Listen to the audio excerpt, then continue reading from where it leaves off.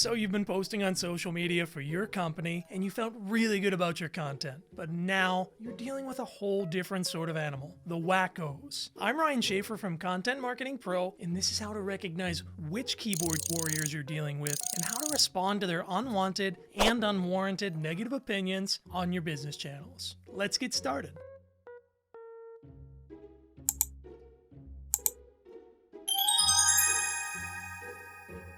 It's tough to come up with social media content, so what do you do when you finally post something great and some insane person with no life attacks you for no good reason at all? In my experience, there are three types of attacker on social media.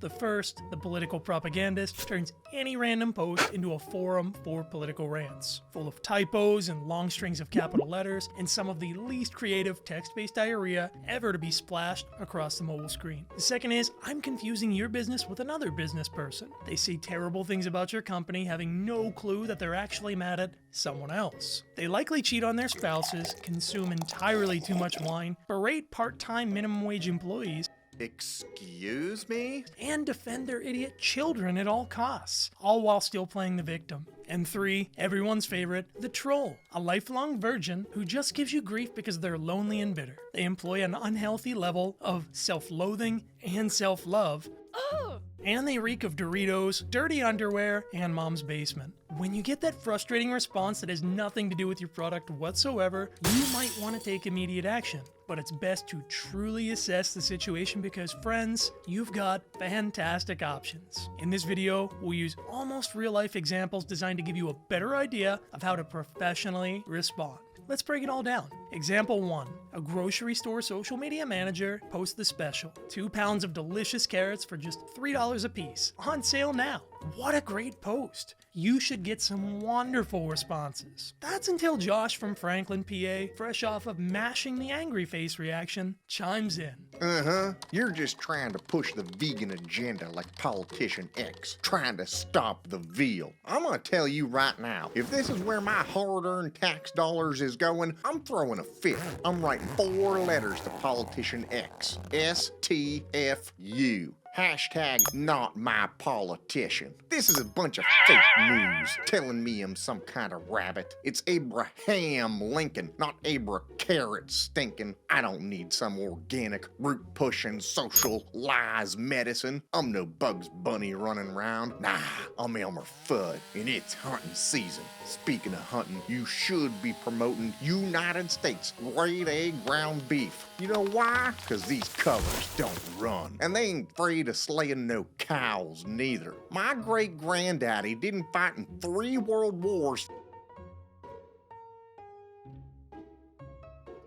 for me to be eating no Mexican carrots from Mexican trees. Now, I would have fought in them wars too, but you know, I got me some back problems and that carpal tunnel in my right hand, from the computer, of course.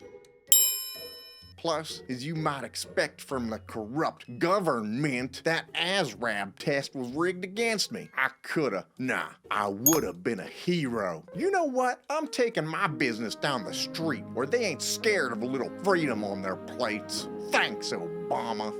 Whoa, that wasn't your intent at all? And your carrots are from Michigan, not Mexico? Well, maybe you'd be better off talking about the meat specials. Let's try and see. Porterhouse steaks, on sale now for just $14 a pound. Jacoby from Lawrenceville, PA, fresh off of his mental health retreat for the unemployed, responds quickly with, "Hey man, the fact that you'd murder for profit is deplorable. Do you have any idea how many resources the meat industry uses up? There's transportation, and they've got to feed those beautiful cows the corn. People could be eating that corn, man. You don't got to give it to the animals just to kill them. You give it right to the people. That's how we solve the world's problems.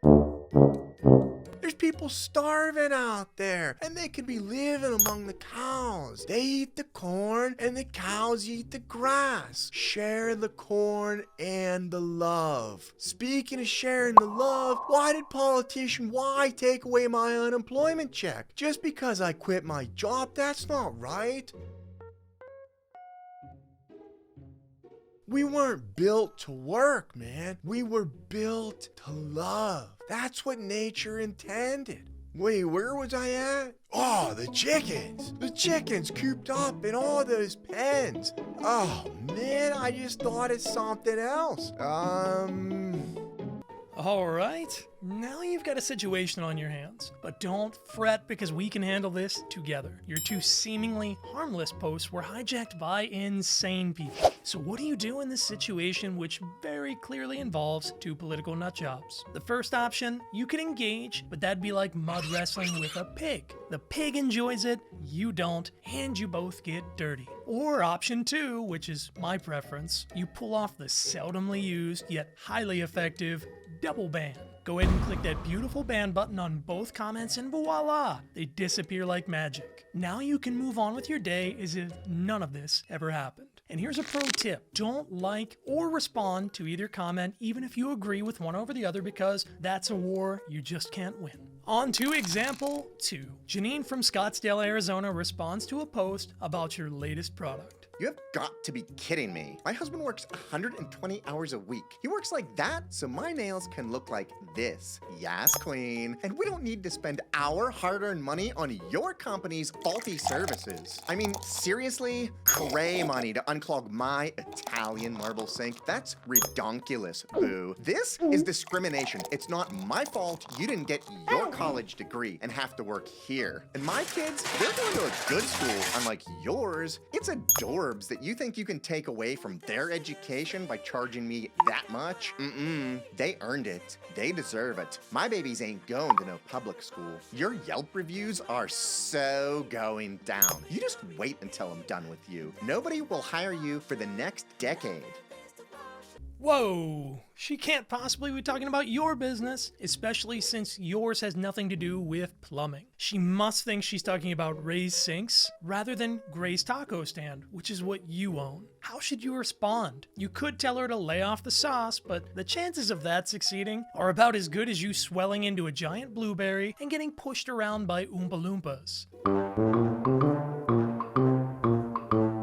Or you can simply let her know that your company is not a plumbing service. Now keep in mind that this situation still has a really good chance of escalating. After all, you're dealing with an intoxicated and very irrational person. Now if that happens, it's time to quickly move on to Old Reliable and ban that person. Ha! Freedom. This video is brought to you by a real-life social media manager. Please be nicer to us. Now on to example 3. You're a real estate agent looking to sell a home for your clients. You had a professional photographer come out and take photos and videos. You really invested a lot of time and effort into the process. Now it's time to post your home online and even spend a little bit of money on advertisements. Then it happens. A troll comes along from underneath the bridge, grimy mouse in hand and Cheeto-dusted fingers ablazing. He starts to harass you with this response to your post. Oh, a terrible picture. The estimate was far lower. Who photoshopped this disaster? Let me guess, it's price to sell. What a crock! They're all price to sell. You know what you can do with that fancy yard sign? You can take it and shove it up your... As soon as something like this happens, you're likely to panic. You've never met this person before, but he's tearing you down like Godzilla through Tokyo. He's ready to attack your business and discredit all of your work with a few angry words. But why you, and how should you respond? You can attack him based on his profile picture, a blurry cat scowling from its litter box. But nah, even though a witty response is tempting, it's just not worth it. He's literally got nothing better to do than to argue with you. Don't fuel his fire. Put it out. Go ahead and press the ban button. Why? Because these people, they're professional agitators. And when you respond, they win. Social media harassment is a major problem for a lot of businesses. When one of these insane people shows up uninvited and starts spewing out verbal attacks, they really put you in a tough spot. One that could affect your business. My advice is simple. Don't give them the satisfaction. The moment you reach out of frustration, they win. Just ban them and move along. There's no reason to take it any further. You've got more important things to do, and you've got your profession to think about. Stay tuned for more marketing tips, and make sure you hit like on our video, tap subscribe, and click on the alert button so you know when we release new content. And check out contentmarketingpro.com to learn all about our small business and freelancer marketing course. Thanks for watching.